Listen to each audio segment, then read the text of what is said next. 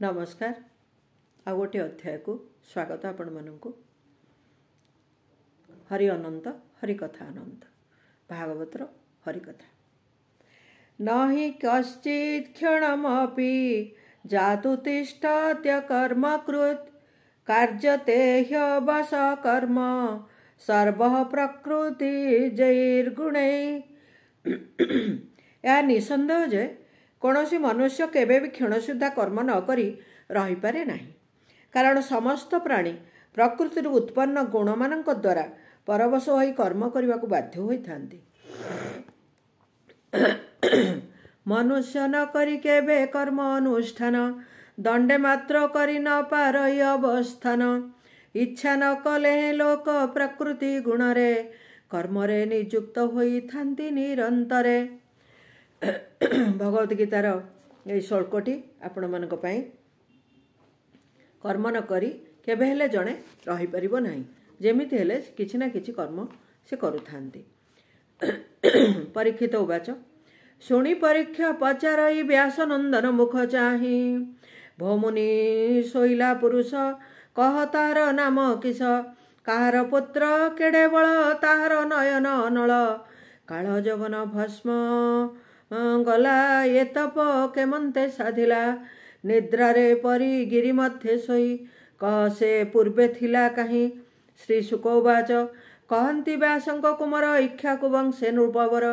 मान्धाता नामरे महेंद्र तार कुमार मुचुकुंद।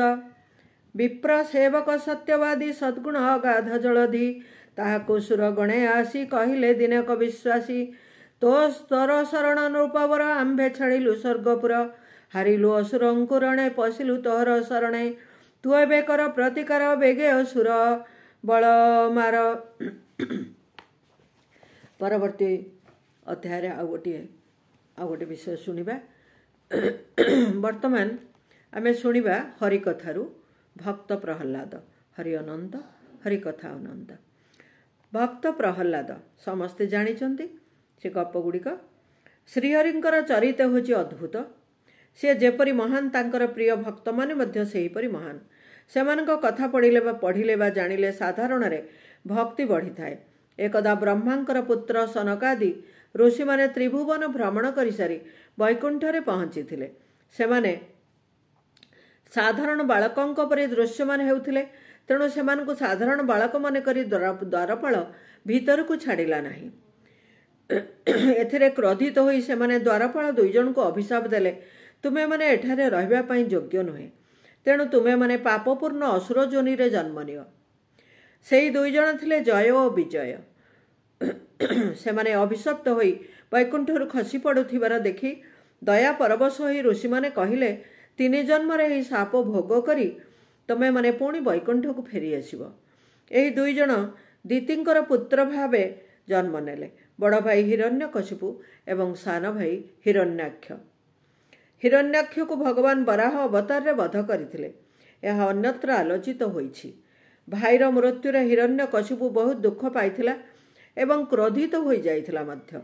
से मने कला विष्णु प्रथमे शुद्ध एवं निरपेक्ष थिले, किंतु मायारे बराह रूप ग्रहण करी निजर निरपेक्ष स्वभाव को छाड़ी देई से मो भाई को बद्ध करिसंती। ता भितर प्रतिहिंसा उग्र हेबारे लागिला। से तार सैन्य मान को निर्देश देला पृथ्वी को जाई सेठारे तप यज्ञ स्वाध्याय व्रत उपासना और दान करुथिबा व्यक्ति समस्त को बद्ध करबाकू, कारण ए सबु विष्णुंकर स्वरूप। तेणु लोकमानंक उपरे अत्याचार कर एवं आश्रम सबको ध्वंस कर दियो। तार अनुचर माने निर्देश पाइला परे पृथ्वी रे उपद्रव आरंभ करदेले। दैत्यराज हिरण्यकशिपु निजको अजय अमर अप्रतिद्वंदी एकछत्र सम्राट करिया पई चिंता करुथिला। सेथिपई से आरंभ कला उग्र तपस्या। तार तपस्यार शक्ति रे देवकुल अस्थिर होई पड़िले। सेमाने ब्रह्मांक शरण को गले। ब्रह्मदेव हिरण्यकशिपुर तपस्या स्थली को आसिले। तपस्या रे तार शरीर नष्ट होई जाइथिला। मंत्र बଳରେ ब्रह्मा ताकु पूर्व शरीर प्रदान करिथिले एवं ब्रह्मा ताकु कहिथिले, मु तुम उपरे संपूर्ण संतुष्ट होईछि, तुमे केउ वर मागुछ माग। हिरण्यकशिपु जानिथिला जे ताकु अमर वर मिलिबो नाही, तेणु से कहिला, ଆପଣ ଯଦି ମୋର ଅଭିଳଷିତ ବର ଦେବାକୁ ଚାହାନ୍ତି ତେବେ ମୋତେ ଏହି ବର ଦିଅନ୍ତୁ ଯେ କୌଣସି ପ୍ରାଣୀ ହାତରେ ମୋର ମୃତ୍ୟୁ ହେବ ନାହିଁ। ଗୃହ ଭିତରେ ବା ବାହାରେ, ଦିନରେ ବା ରାତିରେ ମୋର ମୃତ୍ୟୁ ହେବ ନାହିଁ। ଅଗ୍ନିରେ ପୋଡ଼ିବି ନାହିଁ କିମ୍ବା ଅସ୍ତ୍ରରେ ଛିଡ଼ିବି ନାହିଁ। ଭୂମି ବା ଆକାଶରେ ମୋର ମୃତ୍ୟୁ ହେବ ନାହିଁ। ମନୁଷ୍ୟ ବା ପଶୁ, ଦେବ ବା ଦୈତ୍ୟ ବା ନାଗ, କାହାରି ଦ୍ୱାରା ମୋର ମୃତ୍ୟୁ ସମ୍ଭବ ନୁହେଁ। ବ୍ରହ୍ମା ତଥାସ୍ତୁ କରିଦେଲେ। ଏଠାରେ ଉଲ୍ଲେଖଯୋଗ୍ୟ ଯେ ହିରଣ୍ୟକଶିପୁ ଯେତେବେଳେ ତପସ୍ୟାକୁ ଯାଇଥିଲା ତାର ପତ୍ନୀ ଗର୍ଭବତୀ ଥିଲେ, ଅର୍ଥାତ୍ ଚତୁର୍ଥ ସନ୍ତାନ ଜନ୍ମ ନେବାକୁ ଯାଉଥିଲା। ଦେବରାଜ ଇନ୍ଦ୍ରଙ୍କର ଏକ ଅପୂର୍ବ ଖିଆଲ ସୃଷ୍ଟି ହେଲା। ସେ ଦାନବପୁର ଆକ୍ରମଣ କରି ରାଣୀଙ୍କୁ ଅପହରଣ କରିନେଲା। ସୌଭାଗ୍ୟବଶତଃ ସ୍ୱର୍ଗପଥରେ ଦେବର୍ଷି ନାରଦଙ୍କ ସହ ତାର ସାକ୍ଷାତ ହେଲା। ଇନ୍ଦ୍ରଙ୍କର ଏହି କାର୍ଯ୍ୟର ନିନ୍ଦା କଲେ ନାରଦ। ଯାହା ହେଉ, ସେ ରାଣୀ କୟାଧୁଙ୍କୁ ଉଦ୍ଧାର କରି ନିଜ ଆଶ୍ରମକୁ ନେଇଗଲେ। ହରିମୟ ପରିବେଶରେ ରହି ଜନ୍ମ ଦେଲେ କୟାଧୁ ଚତୁର୍ଥ ସନ୍ତାନ ପ୍ରହଲ୍ଲାଦଙ୍କୁ। ତାଙ୍କର ନାମ ରଖିଲେ ପ୍ରହଲ୍ଲାଦ। ବାଲ୍ୟକାଳରୁ ସେ ନାରଦଙ୍କ ଠାରୁ ଦିବ୍ୟ ଶିକ୍ଷା ପ୍ରାପ୍ତ ହେଲେ। ତାଙ୍କ ପାଖରେ ଦାନବୀୟ ଗୁଣ ଆଦୌ ନଥିଲା। ତପସ୍ୟାରୁ ଫେରି ହିରଣ୍ୟକଶିପୁ ନିଜର ପତ୍ନୀ ଏବଂ ପୁତ୍ରକୁ ଫେରାଇ ଆଣିଲେ। ନିଜର ପତ୍ନୀ ଓ ପୁତ୍ରକୁ ଠିକ୍ ଭାବରେ ସହଯୋଗ କରିଥିବାରୁ ନିଜର ନାରଦଙ୍କ ନିକଟରେ ନିଜର ଆଭାର ବ୍ୟକ୍ତ କଲେ। ଇନ୍ଦ୍ରଙ୍କୁ ଶିକ୍ଷା ଦେବା ପାଇଁ ସେ ସ୍ୱର୍ଗ ଆକ୍ରମଣ କଲେ। ଯେହେତୁ ହିରଣ୍ୟକଶିପୁ ପ୍ରବଳ ଶକ୍ତିଶାଳୀ ହୋଇଯାଇଥିଲା, ତାକୁ କେହି ବି ସାମ୍ନା କରିବା ସମ୍ଭବ ହୋଇପାରି ନଥିଲା।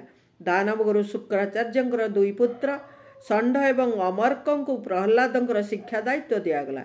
କିନ୍ତୁ ନାରଦଙ୍କର ପ୍ରଭାବରେ ପ୍ରହଲ୍ଲାଦ ସବୁ ଶିକ୍ଷା ପାଇସାରିଥିଲେ। ସେ ସବୁବେଳେ ହରିନାମ ସଂକୀର୍ତ୍ତନ କରୁଥିଲେ ଏବଂ ସର୍ବତ୍ର ହରିଙ୍କର ଉପସ୍ଥିତି ଅନୁଭବ କରୁଥିଲେ।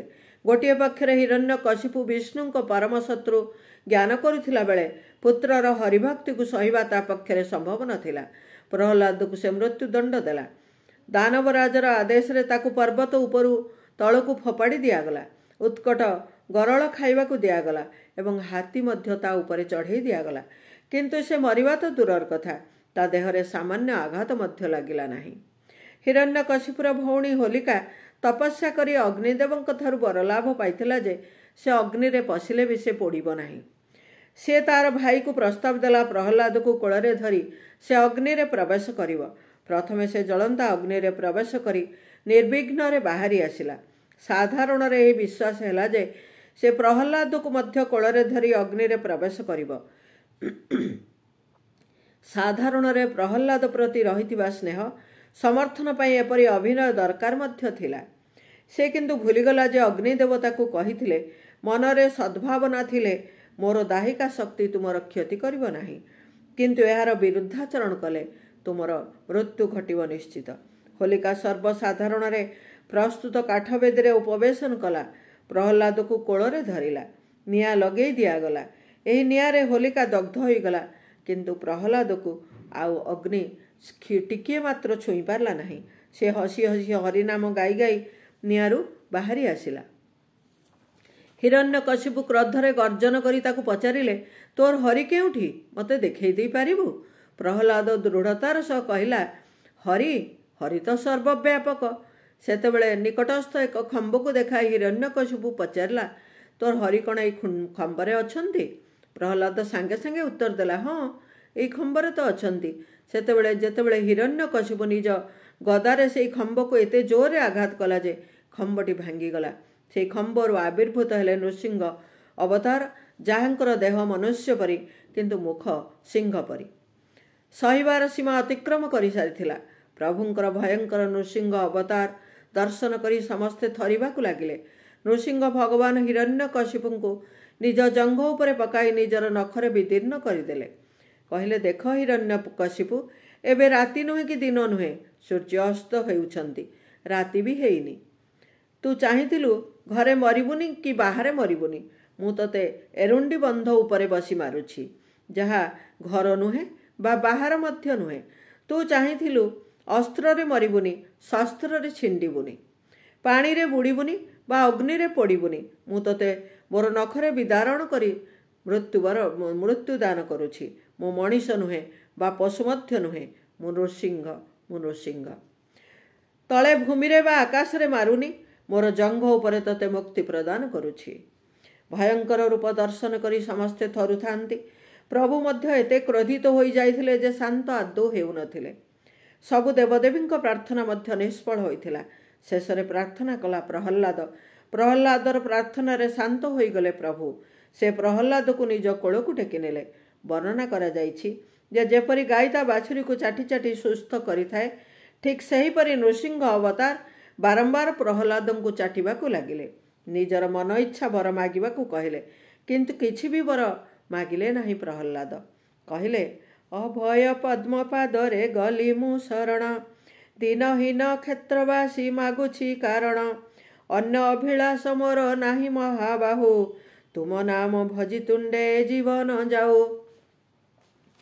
ହେ ହରି ଶରଣାଗତ ସନ୍ତାପ ନାଶନ, ହେ ହରି ପଣ୍ଡୁରିକାକ୍ଷ ସକଳ ଗଞ୍ଜନ, ହେ ହରି କମଳାକାନ୍ତ ଅଭୟ ବରଦ, ହେ ହରି ଗରୁଡ଼ଧ୍ୱଜ ପ୍ରଭୁ ଆଦିକନ୍ଦ, ହେ ହରି ପରମାନନ୍ଦ କେଶବ ମାଧବ, ହେ ହରି ଦୁଃଖହାରକ ବିଭୁ ପଦ୍ମନାଭ, ହେ ହରି ଭକ୍ତ ବତ୍ସଳ ଦୀନଜନ ବନ୍ଧୁ, ହେ ହରି ଆରତ ପ୍ରାଣ ଦେବ କୃପା ସିନ୍ଧୁ, ହେ ପତିତ ପାବନ ତୁମେ ଏ ସୃଷ୍ଟିକୁ ରକ୍ଷା କର, ଶାନ୍ତ ହୁଅ ପ୍ରଭୁ। ଏହିପରି ଅନେକ ପ୍ରାର୍ଥନା କଲା ପରେ ପ୍ରଭୁ ନିଜର ସ୍ୱାଭାବିକ ରୂପକୁ ଗ୍ରହଣ କରିଥିଲେ ଏବଂ ଶାନ୍ତ ହୋଇଯାଇଥିଲେ ଏବଂ ପ୍ରହଲ୍ଲାଦଙ୍କୁ କୋଳରେ ଧରିଥିବା ଅବସ୍ଥାରେ ମଧ୍ୟ ରହିଥିଲେ।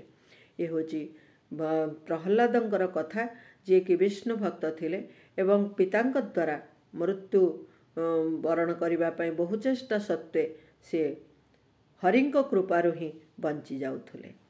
ସମସ୍ତଙ୍କୁ ନମସ୍କାର। ଆଉ ଥରେ ଆଉ ଗୋଟିଏ ଅଧ୍ୟାୟରେ ଦେଖା ହେବ ଆପଣମାନଙ୍କ ସହିତ। ହରି ଅନନ୍ତ, ହରିକଥା ଅନନ୍ତ, ଭାଗବତର କଥା, ହରିକଥା।